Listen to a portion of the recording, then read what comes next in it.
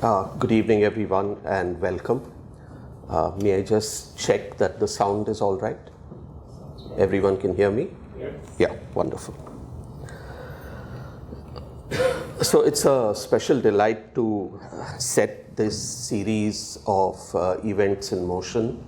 At the Art Deco Mumbai, we were in fact looking towards 2025 for quite some time, because we knew that when we have 100 years of Art Deco, we will kind of go into it full-fledged and really have some excellent events.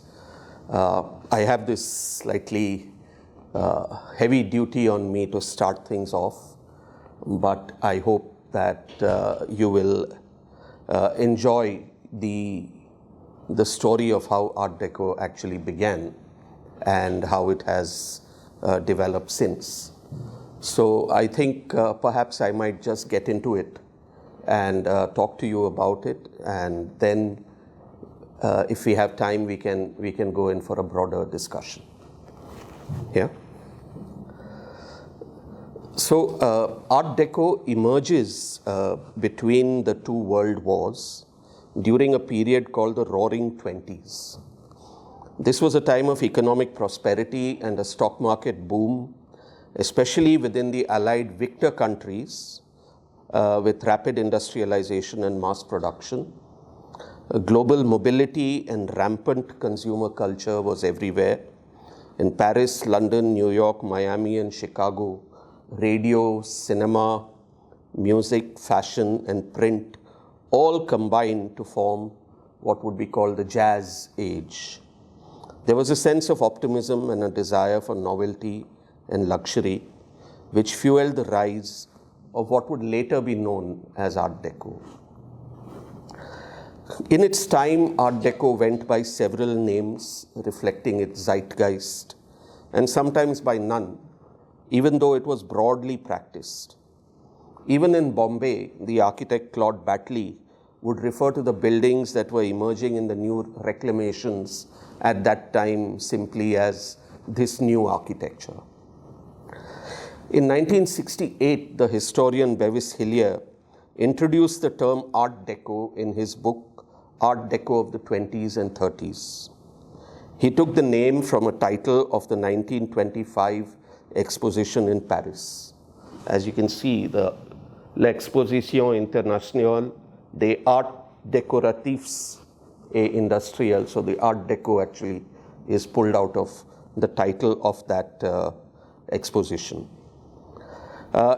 In this book, Hillier talked about how diverse the style was and how eclectic the influences on this style was, and how it changed not only architecture but changed all forms of design. But it's only after the 1970s we can say that the name Art Deco actually kind of stuck. So it's a name which we use freely and we celebrate freely, but it is of a later date. It is this exposition actually that we should pay a lot of attention to. Now, as a background, from the mid-19th century, revivalism had dominated the architectural and design moments that had sought to resurrect different styles for contemporary usage, taking from earlier historical periods like the Gothic revival, the Classical period, the Renaissance, and so on. And this continued even after the turn of the century, despite the fact that industrialization was taking very great strides. And this resulted in what would be called the Battle of the Styles. Architectural debates in the 19th and early 20th century had this kind of battle amongst architects for which style was the more appropriate and the more dominant to be practiced for creating buildings of their own time. So say if you wish to make a railway station, should you do it in a Gothic style, or should you do it in a classical style, or a Renaissance style, or just about some other eclectic style? The key battles were between the Gothic revival and the neoclassical revival. Gothic revival architects such as Auguste Pugin advocated for a return to the medieval Gothic style characterized by pointed arches, ribbed vaults, and intricate ornamentation. In contrast, classical revival architects drew inspiration from ancient Greek and Roman architecture, and they emphasized symmetry, proportion, and monumentality. During the Battle of the Styles, there was also a period of great eclecticism where architects freely combined from different historical styles to create some unique and sometimes some idiosyncratic designs. In all this, artists who specialized in creating architectural ornament, which essentially means once you have a building, how you ornament it or decorate it with different architectural features and elements and sculpture, they were more or less considered artisans. But in 1901, French designers of furniture, textile, and associated products, they formed themselves into a Société des Artistes Décorateurs, or Society of the Decorative Artists. They saw themselves on an equal platform with artists, sculptors, and architects. Such associations slowly formed in other parts of Europe as well. And this is the kind of work that you would see decorators specialize in, whether it was the creation of very fine furniture or textiles or wallpapers or details such as this, which are part of architectural ornamentation, which is a specialized thing, not exactly what an architect does, but what an architect does and then brings in a specialist to complete a building with. So these decorators were part of the second half. Now in 1912, the society planned an exposition of the decorative arts, but they had a very clear brief. No older styles would be allowed, thereby putting very clearly a body blow to revivalism. Only modern works were encouraged. But this exposition couldn't be held in 1912, and then the First World War came in the way, and finally it was only possible to organize it nearly a decade later in 1925, once the Ministry of Commerce and Industry in France gave it patronage. This event would be called l'Exposition Internationale des Arts Décoratifs et Industriels Modernes, International Exhibition of Modern Decorative Arts, the Decorative and Industrial Arts. And it opened its gates to the general public on the 28th of April, 1925, and this is its poster. The exposition occupied 57 acres of central Paris, stretching from the Esplanade d'Invalides across to the Pont Alexandre III, to the entrances of the Grand Palais and the Petit Palais. 2/3 of the allotted land was set aside for various French pavilions. Unlike the grand exhibitions of the past, which created structures like the Eiffel Tower or the Grand Palais, there were no permanent buildings that were created in this. This, I think, itself is a bit of a comment on two things. One is the idea of ephemerality, that the things that you are building are for the present, and very much a stress, on the moment rather than creating legacies for posterity. And this is a slightly different way of thinking because, well, traditionally architecture has always been seen as something that would last forever. The pyramids, for example. So this moment was special in the creation of a lot of work that was fairly experimental and fairly without precedent for its own time. The program for the exhibition made it clear that it was intended to be a celebration of modernism, not of historical styles. It was declared to be open to all manufacturers whose products are artistic in character and show clearly modern tendencies.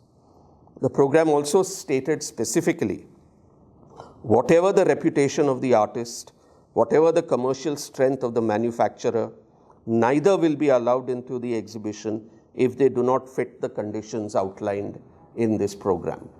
So they emphasize the fact that they don't want anything that has precedent. The pavilions in the exposition showcased contemporary architecture, interior decoration, furniture, glass, jewelry, and other decorative arts that did not, like I said, emerge from precedents. The intention was to promote a new aesthetic that embraced modern technology and mass production.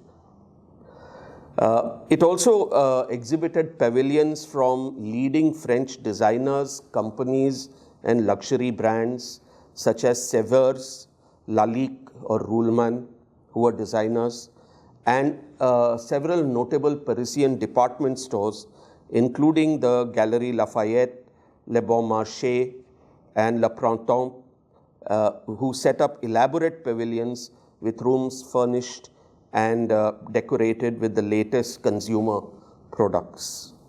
Luxury triumphed in the arrangement of the French exhibitors with a notable oriental excess and a fetishization of precious materials such as ebony, marble, lacquerware, or ivory.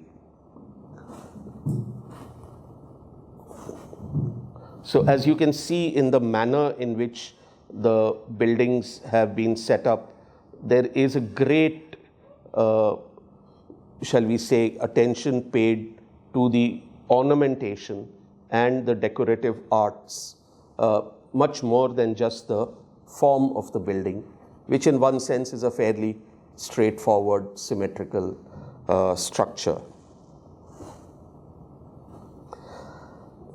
One of the intentions of the exposition was to celebrate the victorious allies of the Great War.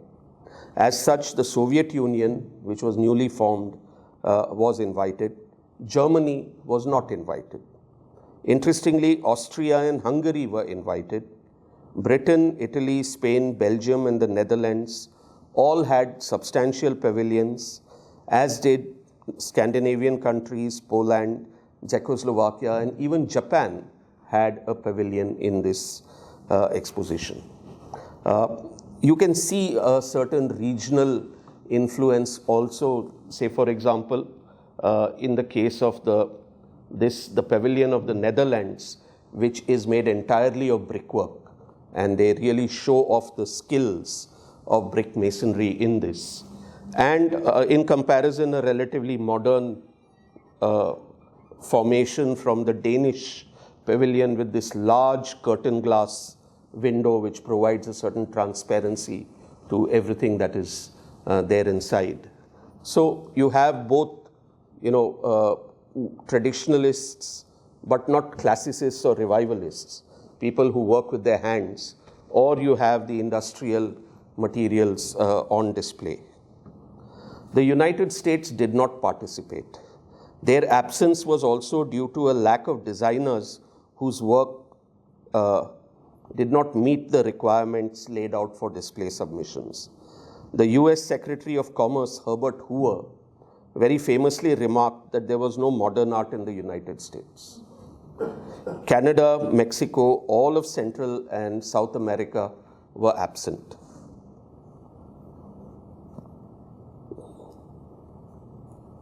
Now, a lot of very interesting and beautiful objects were created, and I have just picked out a few which were on display in the exposition. There was no explicit prohibition against revivalism as such, although there was very clearly intended to be only modern objects to be displayed. But all the designs stood in contrast to it. While revivalist styles drew from traditions and the past and sought to recreate them, this exposition was more about looking towards the future, looking ahead.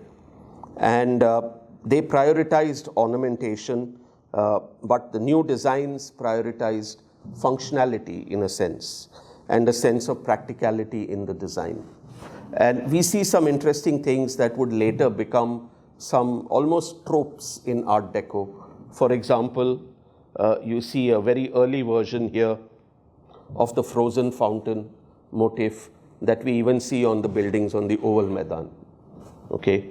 Or fashion, the flapper style, so to speak, is a product of the Jazz Age, or some very detailed furniture which uses several types of wood to create very beautiful designs. And all these were very important designers of their time. Even a beautiful thing like this, which is a screen which is made up of iron and copper, that again you can see a frozen fountain motif in it, along with other abstractions of nature, kind of flattened ornament, which becomes so typical of Art Deco later on. And then there were also textiles which were made in Art Deco, and certain installations which became very popular, like in this case, a glass fountain made by the French designer René Lalique. Even the Eiffel Tower was probably for the first time used for advertising purposes. And you can see Citroën, which was the car, the company kind of displaying its name along the body of the Eiffel Tower. So many unique things happened for a short period of time. So while the French pavilions concentrated on ornament and detail, using costly materials to showcase their wares, these were, in one sense, slightly more traditional. There was more of a hint towards the past. Their attempts to make something new and different were rather tentative. But there were three pavilions that completely stood out in this exposition. And the first one was the pavilion of the USSR, which is this one, designed by Konstantin Melnikov. USSR had just formed at that time after the revolution of 1917. And what they brought to the exposition was a completely avant-garde entry, as in it was an exploration of a formation which is called constructivism. This was intended to be a metaphor for socialism, where you have a classless society in the modern age. Obviously, no precedents of any kind were followed. The entrance, as you can see here, was a series of glass planes with horizontal and vertical framing. The interiors were very plain and ordinary, with peasant art on display. And you can see that there was a common table, with very geometrically designed chairs that emphasize the solidarity of the workers. Here we see in this design a kind of internationalism that would not become mainstream until nearly a quarter of a century later. Melnikov's pavilion, in fact, won the Grand Prix, the architecture, the first prize at the exposition. The other pavilion that was very interesting and completely unique was by the architect Le Corbusier. He presented his vision for the future of architecture with his pavilion of the new spirit, or the pavilion d'Esprit Nouveau. This new spirit, in his words, were to deny decorative art and to affirm that architecture extends even to the most humble piece of furniture, to the streets, to the city, and to all. The house of the future must be a machine à habiter, or a machine for living, and not, as he said, a three-dimensional backdrop for interior decorators. His design was severely geometrical, focusing on pure form outside and in, with a box-like appearance, and a roof which was hollowed out to accommodate an existing tree. This design actually horrified the organizers whose intention was to celebrate the decorative arts. And in this design, there was a complete denial. The opinion of the vice president of the jury said that there is no architecture here. The organizers hid the building behind a fence under the pretext of saying that it was not a complete building, and it was soon dismantled by the order of the Minister of Public Instruction. Despite this fracas, the Pavilion de Esprit Nouveau was influential and cast a very long shadow to dominate modernist architecture that would be built, especially after the Second World War. But the one pavilion that is closest to what we recognizably look at as Art Deco was the Tourism Pavilion by Robert Mallet Stevens. Amongst the early practitioners in reinforced concrete, his pavilion displays the hallmarks of a frame structure with cantilevering planes and a tower that rises above the skyline. He also uses tropes that would become recognizable as later Art Deco features, such as repetitive planes, a corner asymmetry, especially where entrances are emphasized. And even in its interiors, we see a stripped down ornament with its focus on geometric lines, the use of lettering as decoration and signage, and a glass framed skylight. The flooring also emphasizes contemporaneity, another feature which would soon be associated with Art Deco. So at the end of this exposition, there are two legacies which actually come out, the decorative and the avant-garde. The first was roundly criticized by many modernists. In fact, Auguste Perret says that decorative art should be abolished.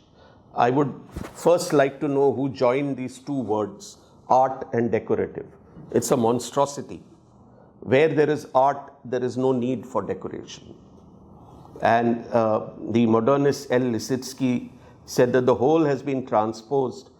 He was describing the virtues of the Russian pavilion, and he says the whole has been transposed from ordinary symmetry at rest to symmetry in motion. The whole is transparent, unbroken colors, therefore no false monumentality, a new spirit.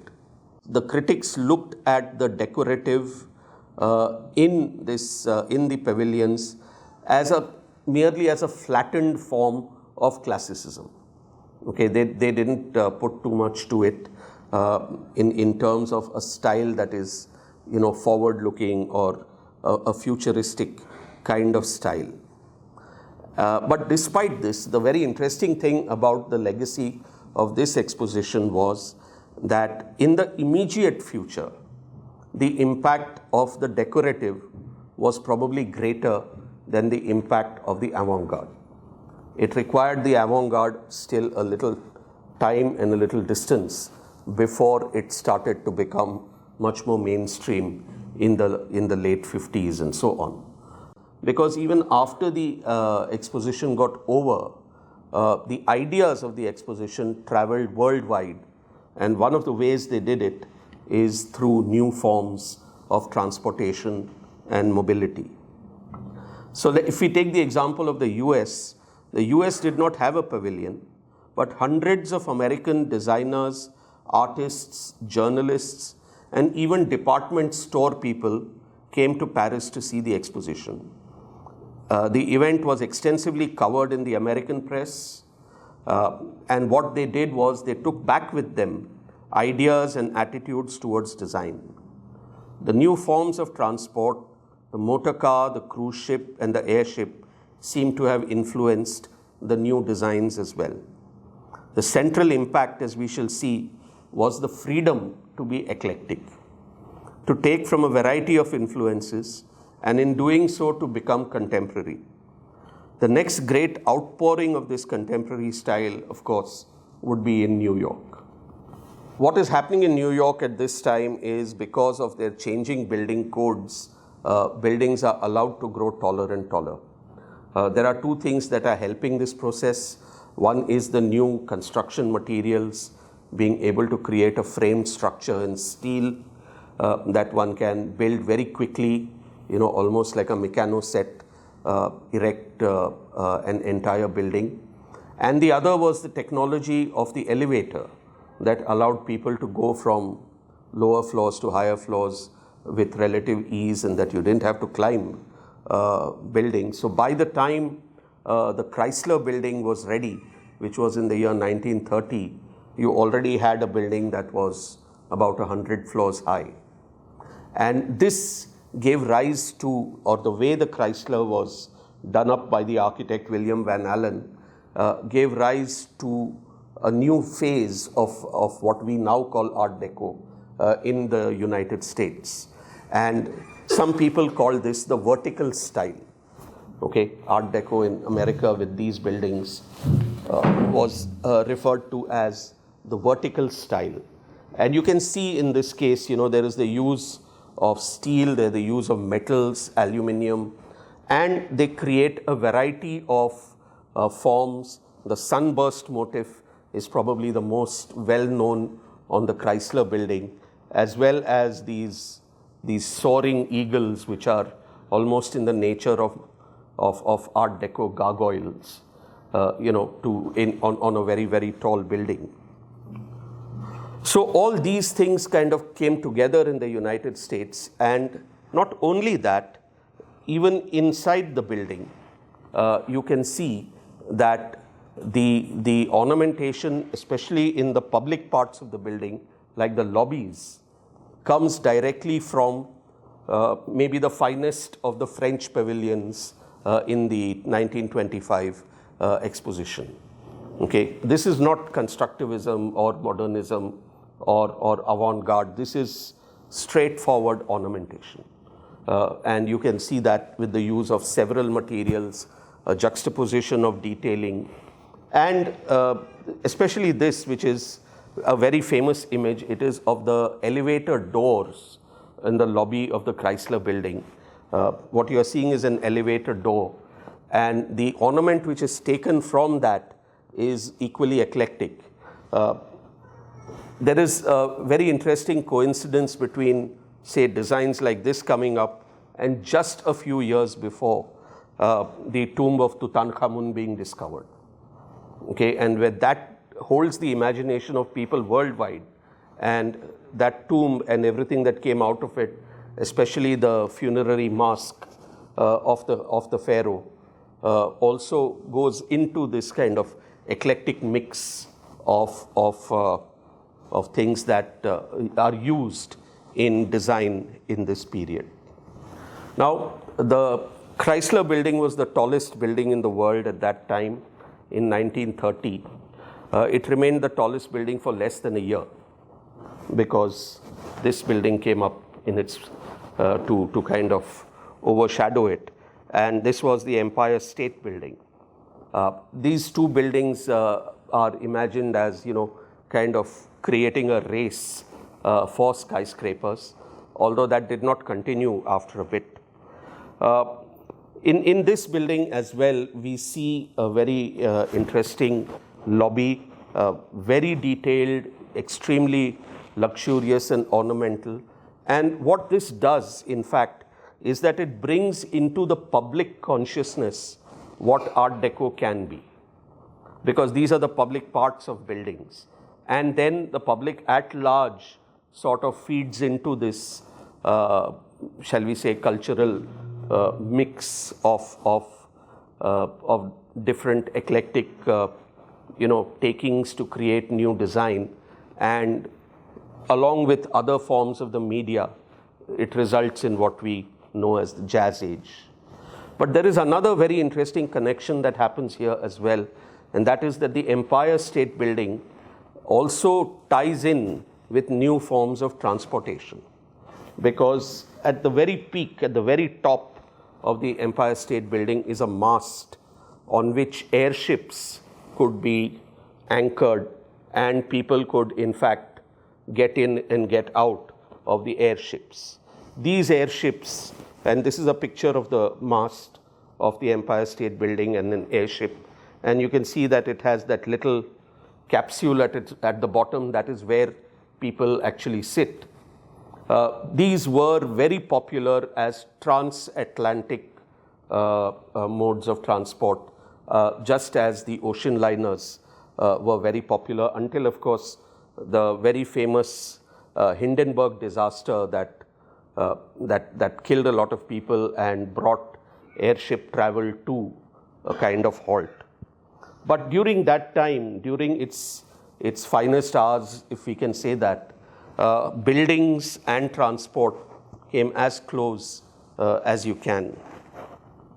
And of course, there is this, which I'm sure most of you know, and that is the 1933 film King Kong, in which this giant ape in the climatic scenes of the film actually climbs the Empire State Building and goes on the top and is attacked then by these double-wing aircraft, who try to shoot the gorilla down, and ultimately they do succeed.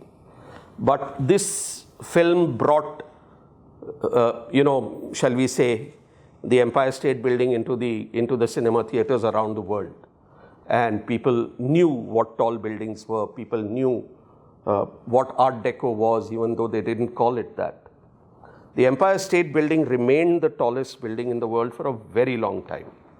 When I was a child, it was the tallest building in the world. Okay, I think it required the World Trade Center buildings they were the next one, which were taller than this. So the vertical style and Art Deco, they do tend to kind of come together. Now, let's talk a little bit about the eclectic influences on Art Deco. You called me a magpie, but Art Deco was the real magpie. They took from everything, okay, and they were pretty shameless about it. But in the process, they created some very amazing designs as well. And two of the important influences were, one was the Egyptian civilization. Like I said, it was only a few years earlier that the tomb of Tutankhamun had been discovered completely intact. And these amazing treasures came out, especially this face mask. And you see his scarf at the back. All right, whenever you see bands in Art Deco, okay, you can trace it back to this. This is where it comes from. And we see bands in Art Deco everywhere. And especially these contrasting colored kind of bands. The idea of the stepped motif also, to a certain extent, comes from Egyptian buildings. Mesoamerican art, Inca, Mayan, Aztec art also becomes an important influence, as do a lot of other styles and events, such as the costumes of the Ballet Russe, the Art Nouveau. Art Deco, in some readings, is actually a reaction against Art Nouveau, because Art Nouveau is a completely swirling, natural, organic kind of style, and Art Deco is seen to be a little more orderly in that sense. But very definitely, Art Deco takes from Art Nouveau, even if it flattens it a bit. Transportation of every sort. One of the central metaphors in Art Deco is speed and power. The Bauhaus, which was emerging at that time and very clearly sought to integrate design with craft and industry to create new objects, was an influence as well, as was a very short-lived movement called Futurism, which emerged from Italy and talked about, being completely avant-garde and only imagining a future almost in a kind of science fiction fantasy way. But all these brought in elements and ideas that would be useful to the designers of Art Deco. And this is what results from it. I just show you some examples of furniture design and jewelry. In this case, a very beautiful desk designed by Ruhlmann. Ruhlmann would have an entire pavilion to himself in the 1925 exposition. Or the impact of buildings, the skyscraper cabinet by Paul Frankel is very clearly, the product of buildings like the Chrysler or the Empire State, or jewelry in the form of clocks and other objects. This one is by Cartier, which uses semi-precious stones and so on to create the designs. Art Deco would also feature heavily in art, in the production of art. Probably the one name, the one artist we associate best with the peak Art Deco movement is Tamara de Lempicka, and this is her in a self-portrait driving a car, a Bugatti. It travels across the Pacific to Japan, and you have this very beautiful Kiyoshi painting called Tipsy. I'm just giving some examples. There are hundreds of these. Or you now have a new form of ornamentation that comes on the surfaces of buildings. One of the best of that is this one on the Rockefeller Plaza, where William Blake's very famous painting of Newton, using a divider has been made into a kind of abstraction. In fact, what you are seeing here, the lower part until the divider is actually a vertical, and Newton is actually on the soffit of the slab. The buildings that came up in this Art Deco style are also very interesting, and they form there are certain features which we can then look at as common tropes. But a building like this by Elil Saarinen actually even predates the exposition. So it is not that the exposition invents Art Deco, it simply captures the moment. Okay, and these buildings are happening in any case. In 1919, the Helsinki Central Railway Station is created, and this is its rather magnificent facade, in which you can see a vast arch which becomes like a portal for entering the station. There is a deep canopy on which there is a marquee, the fonts, very modern, and it is flanked on either side by these almost geometricized sculptures, which are actually more as, they are people shown holding lamps, so they are actually illuminating the frontage of the station. So here too you see these two things which we normally associate with Art Deco buildings, and you can see them here in Bombay as well, that the ornament on Art Deco comes in two types. One is something that enhances the physical lines of the building itself, such as if there is an arch, then you have several lines which enhance that arch. Okay? Or you have figural ornamentation, which is a much more nuanced kind of thing. It is doing something over and above. It is doing something special. When you look at Art Deco buildings today, you will see both of these. Sometimes one or the other, but these become almost like important ways to identify Art Deco. We'll look at a few other buildings. One is this very beautiful building, which is in Nice, in France. It is a hotel, the Palais de la Méditerranée, which has a lot of Art Deco details, as you can see at the top.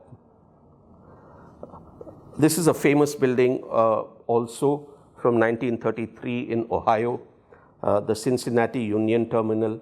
You can see that it's probably been influenced by the Helsinki building as well. But here too you have this glorious half globe, half dome created because of the way the frontage has been kind of sliced. And Art Deco goes as far away as Tokyo, Japan, where a national parliament building, the building of the Diet in Tokyo, is created in 1936. Again, I'm just giving you a few examples. There are so many more that one can look at. But these are the buildings that come up in the initial optimistic outpouring of design and outpouring of decoration phase of Art Deco. Art Deco then hits a bit of a roadblock. And that happens because in 1929, there is the great Wall Street crash. It has a great impact on the design of what comes later. The crash leads to the Great Depression, which brings in a severe economic downturn. This results in a lot of constrained funding for new construction projects and a kind of shift in architectural priorities. Buildings like the Empire State and Chrysler, they just precede this crash, so they are there in all their glory. But the buildings that come later, they start to have features which are much more subdued. They don't have these great flourishes of ornament, but instead the form of the building itself now starts to take over as an important or a dominant kind of feature. So lavish ornamentation is eschewed for a much more formal kind of design, and that design is what is then popularly called streamlined design. Now, what is streamlining? Streamlining is, of course, the creation of a design that offers the least resistance to some sort of friction, especially wind coming in the opposite direction. So if you make a streamlined vehicle, it would presumably be able to go faster. But in order to do that, you have to round the edges. You have to make sure there are no sharp corners and so on. And that itself creates another aesthetic. And this streamlining, which is a purely functional thing when it comes to moving objects, becomes an aesthetic idea when it comes to the creation of architecture. So you can see streamlining done very beautifully in cars such as the Delahai out here, and there are so many variations on this. You should just Google them. There can be no better example of an Art Deco car than the ones which come out of this company. Or even here in the creation of the vast locomotives which crisscross the United States. So in the 1920s and 30s, engineers and designers, they focused on improving the efficiency of airplanes, of railway engines, about cars, and it ended up developing vehicles which had this very typical kind of shape. And this shape then in turn, which comes out of the principles of aerodynamics, starts to influence the creation of buildings. And you now have a different type of Art Deco which emerges, and this is what is called streamlined deco.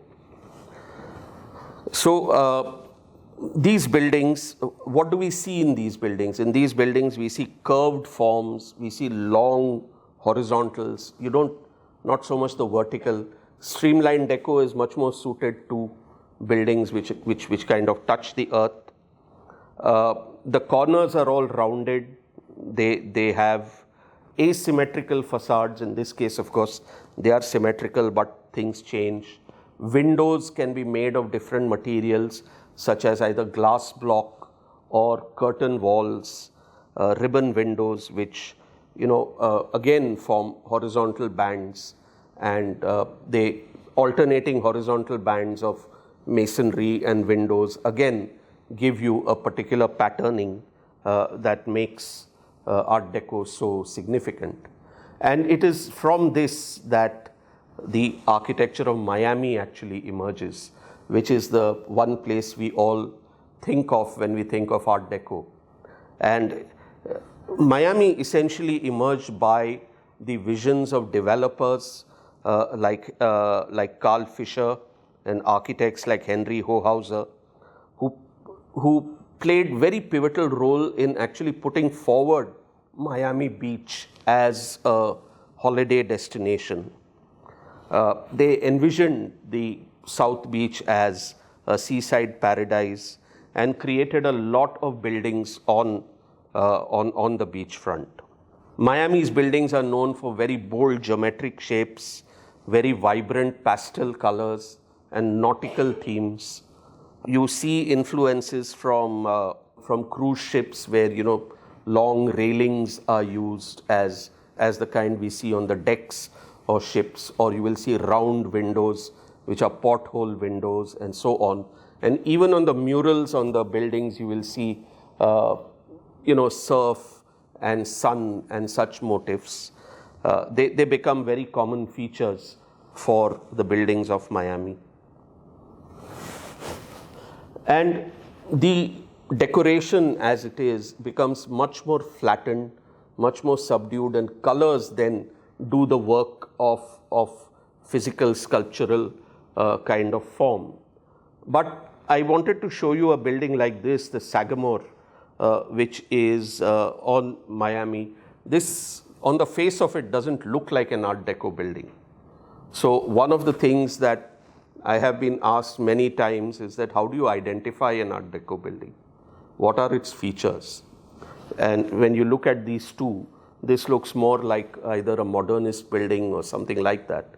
But it is very much part of that same ethos and that same era.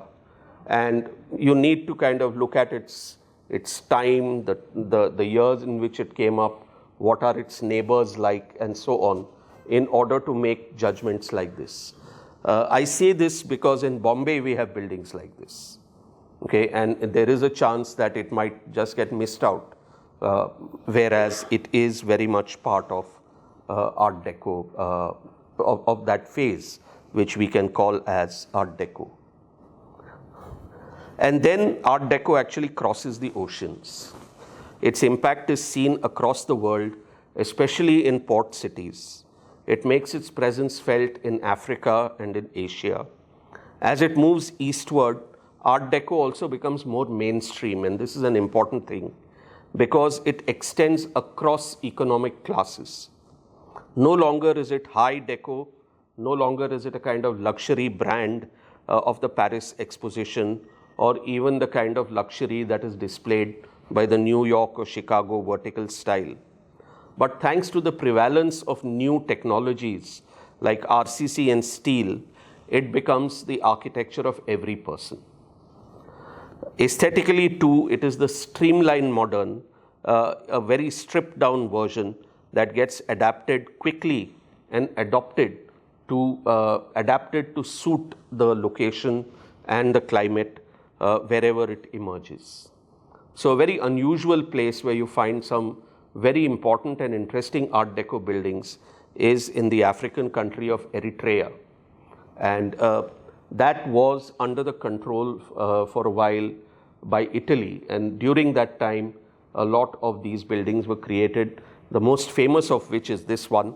It is a petrol station for Fiat, and it is dominated by this amazing cantilever, which is a complete tour de force, shall we say, of RCC technology.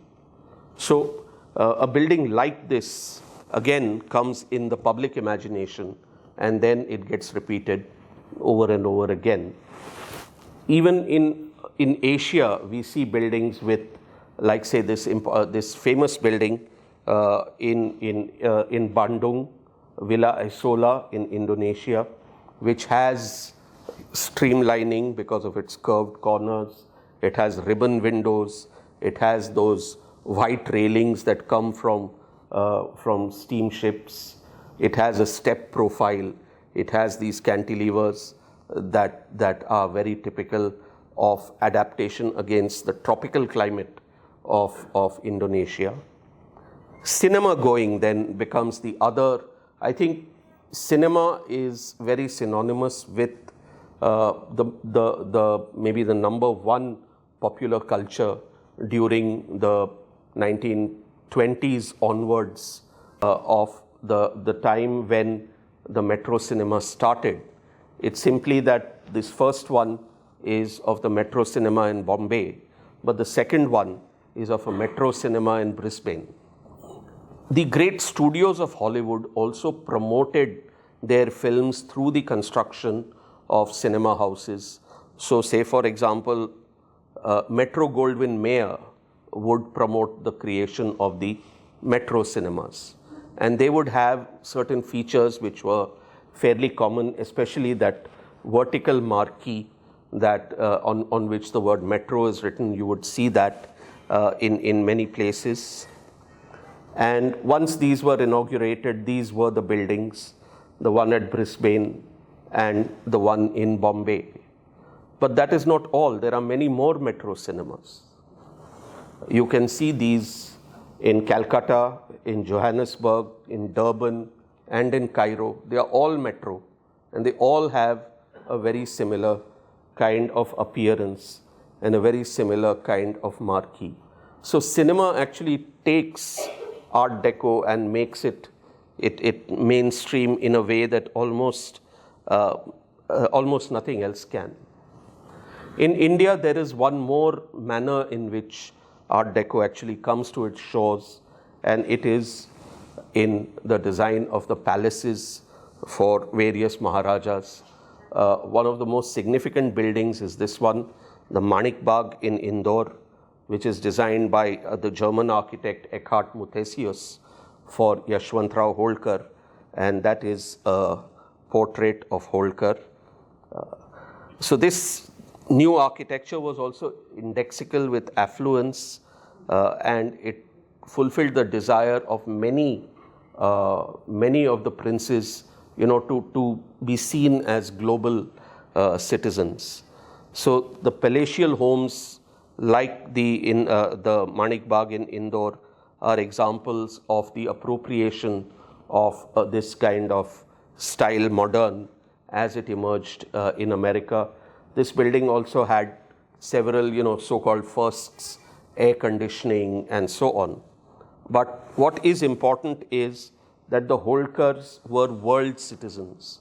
They were globetrotters. They would go all over the world, and they would be able to directly associate themselves with designers who would make objects commissioned very specifically for the Manik Bagh itself. It shows the kind of up-to-date taste of these Maharajas who were completely clued in to what was the fashion in design and in furniture design worldwide.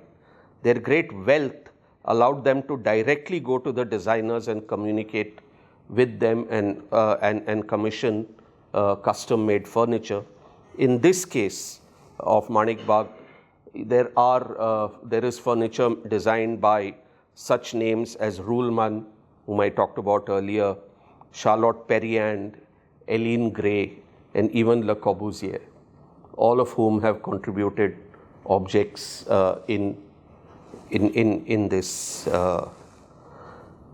palace. Or the other great building, which is also Art Deco, is this one, the Umaid Bhawan Palace in Jodhpur, which is a very stunning example, but it shows a kind of regional adaptation. This was designed by the British architect Henry Vaughan Lanchester and features geometric patterns, very sleek lines and symmetric designs. This hybrid architecture was a freewheeling and eclectic international and Rajput mix at the same time. You can't see it here, but the Maharaja loved aircraft, and you can see a lot of aircraft embedded as part of the ornamentation in different parts of this building. So it's not only a very exuberant building, but it also shows a development in construction and in architecture, because the central dome, which you see over here, it rises 105 feet, and in its detailing, it combines Rajasthani architecture with American or international Art Deco.